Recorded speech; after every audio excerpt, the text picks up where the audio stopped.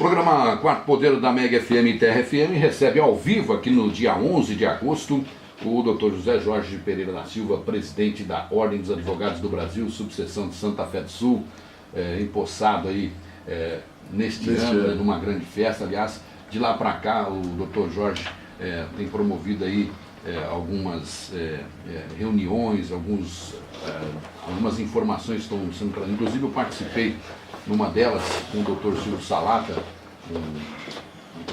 um renomado advogado paulista aí, que em todo o Brasil tem, não falando de eleições, que trouxe bastante informações importantes aí, não só para os profissionais, mas para a gente que teve a oportunidade de estar lá. Inclusive o Edson também esteve lá naquela oportunidade. E o doutor Jorge, hoje é o dia do advogado. Advogado que é um elemento hoje bastante importante para defender as pessoas em qualquer situação, né? Correto. E esse ano, em ano de eleições, o advogado tem colocado sempre como uma figura principal aí no pleito eleitoral. Mas antes eu queria que o senhor dissesse, nesse dia importante, dia 11 de agosto, da participação do advogado na sociedade e do senhor que representa aí ser um profissional do direito. Bom dia, ouvintes da Mega, bom dia, Wilson, bom dia, Beto, bom dia, Edson, bom dia, Ferreira, Misael. Tá certo. E bom dia também o Paulo, que está aqui conosco aí, trabalhando aí na equipe da Mega. Eu quero cumprimentar os advogados, porque hoje, 11 de agosto, a gente costuma celebrar esse dia. Isso já vem das origens lá na faculdade, né? Eu me lembro que na época, quando estudávamos lá em Araçatuba, a Faculdade de Direito de Araçatuba, ela dava ênfase nessa data, que é a data onde foi instituído os cursos jurídicos do país. Eu não vou falar muito aqui de história, mas só para vocês terem uma noção, quando o país obteve a independência, né, quando foi proclamada a independência aqui da República, proclamada a independência de Portugal, então havia necessidade de instalar os cursos de direito, porque quem tinha condições de fazer o curso de direito eram aquelas pessoas que eram abastardas, aquelas pessoas que tinham condições financeiras, que iam para Portugal para poder concluir esse curso. Então não tinha ninguém que era formado aqui no país para poder exercer a advocacia. E com a independência de Portugal, houve a necessidade de criar o curso. E aí foi feita uma lei, no dia 11 de agosto de 1827, foi instituído e instalado oficialmente o curso jurídico no país.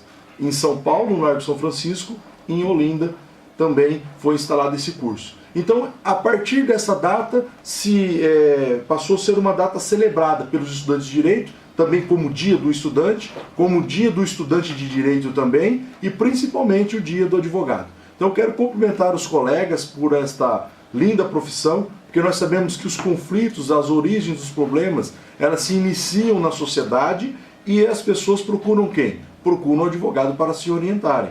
E depois que esse problema é instalado, leva-se até o Poder Judiciário para uma solução, quando não tem assim uma conciliação entre as partes. Então é muito importante o papel do advogado. É a profissão que está instituída lá na Constituição, no artigo 133, onde é claro no sentido de que o advogado é indispensável para a administração da justiça, no sentido de que o advogado ele vai orientar o cliente naquilo que é mais necessário, mais prático para a vida dele. Então nós advogados temos que comemorar essa data, temos que de fato não falo orgulho, mas temos assim a felicidade de exercer essa profissão, porque é uma profissão onde é confiado o problema da pessoa, né, para que o advogado possa dar a solução. Então eu quero parabenizar não só os advogados aqui de Santa Fé, mas como todos os advogados do país, por essa data tão festiva, né? Então a oportunidade nossa é essa, de cumprimentar os colegas e falar que a profissão é uma profissão difícil, né, porque nós iniciamos os nossos trabalhos com dificuldade, porque a gente sai da faculdade, ainda tem que procurar uma clientela, nós temos que instalar, não temos uma estrutura, né, porque é difícil você começar a ganhar confiança na sociedade, para ganhar recursos, e você só vai ter resultado quando você praticamente resolve o problema do cliente, naquelas ações de êxito. Então é uma dificuldade muito grande. E nós, como representante da OAB, nós temos dado esse apoio no sentido de incentivar. Porque às vezes a pessoa começa, ela desanima e fala assim, olha, mas é difícil, até conseguir engrenar realmente é difícil. Mas é uma profissão... também existe a morosidade do judiciário no país, que às vezes demora muito chegar a uma decisão, e até que isso aconteça, o advogado também não tem os seus honorários revertidos para o seu bolso. Né? Nesse aspecto, por quê? O que acontece? Quem já está mais tempo na profissão, ele já tem uma carteira. Então, o problema que ele pegou ano passado, às vezes se resolve esse ano, daqui 6 meses, daqui 2 anos, 3 anos, 4, 5. Mas a morosidade é mais pelo embate entre as partes, né? Porque quando dois não quer, quando um não quer, dois não briga, né? Agora, quando há o litígio, então, por conta do litígio que há a morosidade. E porque também nós também sabemos que os problemas da sociedade, elas vão se multiplicando a cada dia, devido ao conhecimento, devido às informações. As pessoas, elas quando se sentem lesadas, elas procuram mesmo o profissional. E é interessante que quando as pessoas chegam no nosso escritório, elas já sabem quais são os seus direitos, por causa devido às informações aí que são espalhadas. Então, na verdade, essa morosidade, ela ocorre porque às vezes as pessoas não querem resolver o problema. Né? Mas nós sabemos que devido a isso, devido às dificuldades, então é um trabalho muito árduo, né? Principalmente para aquele que está iniciando. Mas é uma profissão que no futuro ela vai dar um resultado prático se a pessoa se desenvolver nessa área. Doutor Jorge, hoje a classe ela faz alguma reflexão, algum tema específico? Vamos colocar aí a questão da corrupção. Está acompanhando aqui algumas declarações do presidente nacional da OAB. Correto. Que ele, inclusive, no seu texto de homenagem ao Dia do Advogado, ele solicita aos companheiros que façam mensagens de reprovação ao Sérgio Moro, que é o mentor aí da Lava Jato hoje. Como é que a classe tem refletido sobre o combate à corrupção e mediante a esse texto publicado aí pelo presidente, o doutor Cláudio Lamarck? Eu não vi ainda o texto, né, não tenho conhecimento, mas eu quero dizer o seguinte: a OAB, ela tem todas as transformações que ocorrem na sociedade, a OAB tem se colocado à frente, né? Quando teve esse problema do processo de... Ele questiona a questão da forma com que as provas estão sendo obtidas. Sim. Então, é interessante. Aí foi bom você colocar que eu quis dizer assim em relação, por exemplo, ao impeachment. A OAB apoiou, né? Tanto é que foi feito um movimento nacional, que houve muitas críticas, porque as pessoas pensavam assim, a OAB está indo contra a Dilma. Não é bem isso. Da mesma forma que eu não vi o texto, mas pela informação que você está me passando, nós podemos ver o seguinte, que a OAB, quando há uma coisa assim que tem extrapolado, ela tem se posicionado. Da mesma forma quando, por exemplo, o ex-presidente Lula ele foi ouvido lá na Polícia Federal, a OAB obteve informação, e eu estava em São Paulo no dia, lá assistindo a reunião do Conselho, de que o ex-presidente estava sendo ouvido e foi impedido a presença dos seus advogados. E mesmo a OAB sendo favorável ao impeachment, à Lava Jato, dando seu apoio, esses abusos, ela não permite que esses abusos ocorram. Então o que foi feito?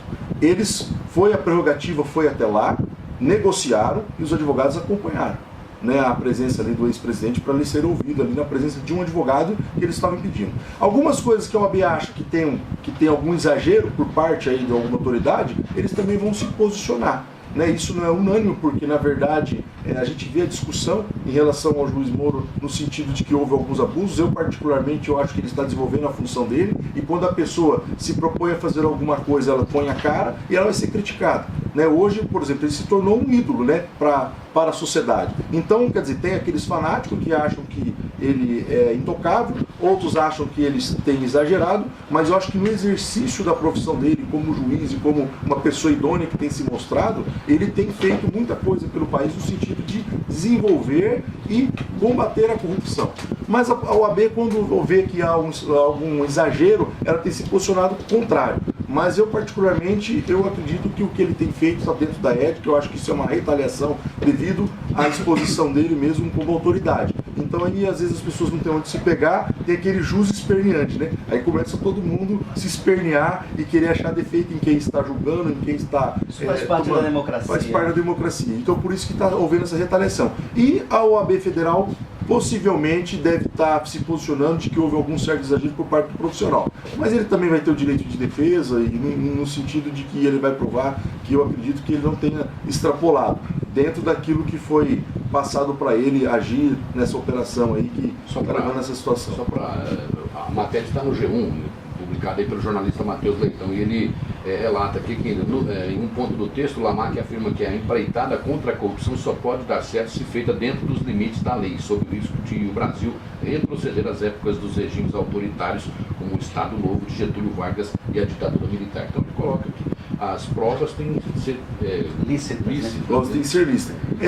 Evidentemente, né? Porque não pode, se você não tiver prova ilícita, mesmo que você tenha convicção daquilo, mas a prova ilícita ela não serve como prova. Ela deixa de ter o caráter probatório. Probatório, apesar de que vai estar também já maculado, né? Porque se você vai julgar e você já sabe que a pessoa está contaminado o processo, fica difícil para o profissional nesse sentido. Eu vejo assim que essa vasta experiência do juiz Moro no sentido de que ele age muito rápido. É um profissional que tem uma equipe muito grande, é um cidadão muito inteligente, né? Naquela questão de quebra de sigilo, que aí falaram que não poderiam ter quebrado o sigilo da presidenta da República na época, mas na verdade não era o telefone dela que estava sendo monitorado, estava sendo monitorado, era outro telefone, e consequentemente ela falou e aí se estendeu. É evidente que ela, como autoridade, se você for ver pelo aspecto jurídico, a divulgação daquele áudio lá foi comprometedora e favoreceu muito o procedimento aí do impeachment, né? Porque aí as pessoas passaram a ter convicção de que havia mesmo uma manobra para impedir essa operação, era uma manobra para impedir que fosse de fato realizado esses procedimentos todos. Mas, respeitando outras opiniões, eu acredito que não deveria ter vazado, né? Deveria ter segurado, que ele deveria ter continuado em sigilo. Mas o que ele fez? Ele primeiro, pelo que a gente acompanhou, ele quebrou assim, era sigiloso o processo, ele abriu, tirou o sigilo e depois ele divulgou. Ele não ia divulgar antes de quebrar o sigilo, porque senão ele estaria cometendo algum crime, né? Mas ele fez o procedimento que devia ser feito e as consequências agora são essas, né? Mas ele, como autoridade, ele teve um posicionamento ético, e a postura dele eu acho que foi a verídica no sentido de esclarecer. Porque, gente, se cada vez que uma autoridade tomar uma decisão e a gente levar pelo lado de que ela está sendo imparcial, aí é que vai virar uma anarquia. Porque tem a decisão, você tem que cumprir ela. Decisão judicial a gente sempre aprendeu, não se discute, cumpre-se. Mas você só cumpre onde? No trânsito julgado, quando você não tem como mais recorrer. Enquanto tiver a possibilidade de recorrer, o que você tem que fazer? Tem que lutar até o fim. Quando chegou, não tem mais como recorrer, aí você vai cumprir. Então, cada vez que uma autoridade ela tomar um posicionamento, a gente for achar que é porque ele pensou dessa forma ou do outro, não. Ele está ali, ele vai analisar de acordo com as provas, de acordo com aquilo, o fato concreto. Doutor Jorge, nas eleições a OAB sempre desencadeia aí campanhas de que as pessoas realmente participem do processo bastante democrático, aquela famosa campanha voto não tem preço, tem consequência.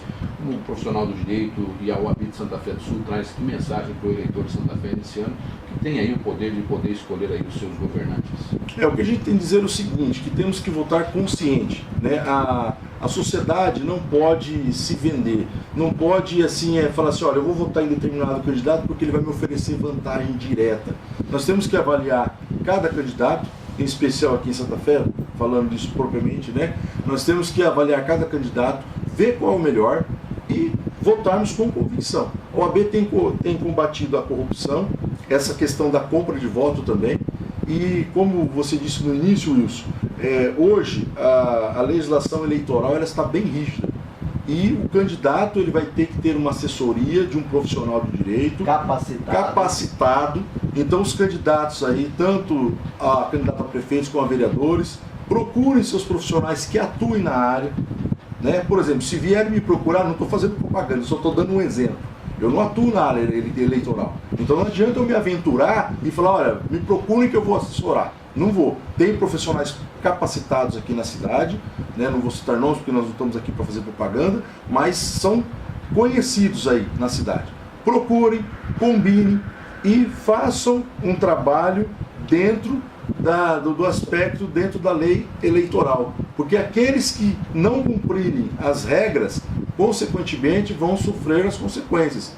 Então, muitos candidatos que fizerem propagandas além daquilo que excedeu, como foi dito no início aí pelo Wilson, daquela proveitosa palestra que tivemos com o Dr. Silvio Salata, ele colocou vários aspectos de que da rigidez agora da justiça, das redações, então, das vedações. Então é muito importante que o candidato seja orientado e ele faça as propagandas dentro daquilo que estabelece a Justiça Eleitoral, porque eu tenho certeza que se não for cumpridas as exigências, os candidatos vão sofrer as consequências. Então nós pedimos aí para a sociedade ter consciência, os candidatos também terem, não fazer uso aí do proveito econômico para poder aí angariar votos, porque vai ter consequências sim.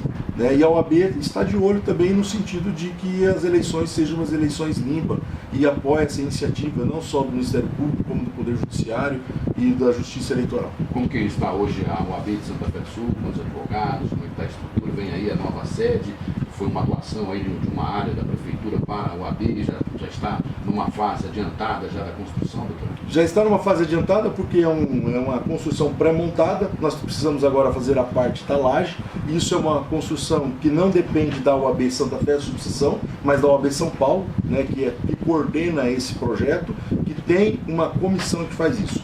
Nós hoje somos em aproximadamente 350 advogados inscritos em Santa Fé. Eu acredito que estejam militando aproximadamente uns 200 advogados estabelecidos, com escritórios aqui em Santa Fé do Sul. Esse ano é um ano de muita alegria, porque nós temos essas conquistas em relação à casa, né, do advogado, que vai se concretizar, talvez, não sei se vai inaugurar este ano, mas possivelmente até no início do ano que vem vai haver a inauguração da casa, é o que a gente espera. É um trabalho que vem sendo feito de longa data, com lutas de presidentes anteriores, como o Dr. Gilberto, o Dr. Marcelo, enfim. A casa é um anseio, né, que os advogados precisavam, e vai estar sendo concretizado e realizado esse sonho. O que a gente tem sido motivado em relação ao OAB é que não só em Santa Fé, mas como há um movimento no estado todo de motivação com o nosso presidente Marcos da Costa. Ele tem motivado os presidentes a desenvolverem cursos, palestras, incentivar os advogados ao exercício da profissão, a acompanharem aí as transformações da sociedade, e nós temos feito várias participações aí. Hoje mesmo estaremos reunidos com a Comissão dos Direitos Humanos lá na OAB, às 9 horas, para proceder a algumas diretrizes. Tem o projeto OAB Vai à Escola, onde o profissional vai lá e dá umas palestras para as crianças, adolescentes, envolvido a área de direito. Temos o desenvolvimento também das comissões aí de prerrogativa, de ética, de festa, enfim, há uma movimentação, porque nós não conseguimos fazer tudo sozinho, né, Beto? Então a gente precisa ter uma comissão para desenvolver. Então as comissões têm desempenhado esse papel, participamos aí, damos apoio à Semana Jurídica, 14ª Semana Jurídica da FUNEC, né, onde vem 2 palestrantes, o professor Geraldo Livramento, que é escritor de livro, tem mestrado, é uma pessoa bem didática, veio trazer a palestra aí na segunda-feira. Ontem tivemos o Dr. Aislan, que é o presidente da Comissão Estadual da Assistência Judiciária, que também trouxe uma palestra para os alunos. Né, ele que já foi presidente da OAB de Jales por 2 vezes e hoje faz parte de uma comissão estadual muito forte e que tem uma atuação direta aí na sociedade e também em relação aos advogados. Então há uma motivação por parte da OAB de estar participando dos projetos. E a gente, à medida do possível, vai estar desenvolvendo, né, com as comissões, e isso é motivo de alegria, porque nós podemos ver que há um incentivo no sentido de participar e está tendo uma participação boa. Para a população, a OAB dispõe da assistência judiciária. Correto. Inclusive, nós falamos caso do advogado, mas ela é denominada hoje caso da cidadania. Porque o que acontece? O advogado ele tem um convênio com o Estado, com a Defensoria, e as pessoas que, de fato, não têm condições de arcar com os honorários do profissional, elas procuram a OAB, passam por uma triagem e aí elas vão ser concedido a elas um advogado que vai ser remunerado pelo Estado, ou seja, é um convênio através da Defensoria e da OAB. Então, quando as pessoas precisam de advogado, não têm condições de pagar, onde elas procuram? A Casa da Cidadania, a Casa do Advogado. Doutor, muito obrigado, parabéns aos advogados, né, nosso abraço a toda a categoria, que realmente o advogado possa ser esse elemento, né, importante na busca dos direitos, de defender aí a sociedade em qualquer situação. Né? É importante essa figura hoje, extremamente importante, para que o cidadão se sinta também, de uma certa forma, protegido na hora de reivindicar aí os seus direitos. Que a justiça devosta também. Tá certo. Então, mais uma vez, eu quero parabenizar todos os advogados, não só aqui de Santa Fé, como todos os advogados que estão nos ouvindo e aqueles que comemoram o seu dia. E, por sinal, hoje estaremos comemorando, né? Já foi divulgado um evento que teve uma grande adesão e hoje estaremos reunidos com os advogados comemorando essa data especial na noite de hoje, que nós estaremos celebrando o dia 11 de agosto. Quero agradecer pela oportunidade e mais uma vez parabenizar a todos. Ok, muito obrigado. Tenha um bom dia. Quarto Poder!